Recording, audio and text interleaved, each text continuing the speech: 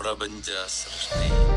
അതുതരം കന്നുകാലി, ഇഴജാതി, കാട്ടുമൃഗം, ഇങ്ങനെ അതുതരം ജീവജന്തുക്കൾ ഭൂമിയിൽ നിന്നുണ്ടാകട്ടെ എന്ന് ദൈവം കൽപ്പിച്ചു. അങ്ങനെ സംഭവിച്ചു. ഇങ്ങനെ ദൈവം അതുതരം കാട്ടുമൃഗങ്ങളെയും അതുതരം കന്നുകാലികളെയും അതുതരം ഭൂചര ജന്തുക്കളെയും ഉണ്ടാക്കി. നല്ലതെന്ന് ദൈവം കണ്ടു.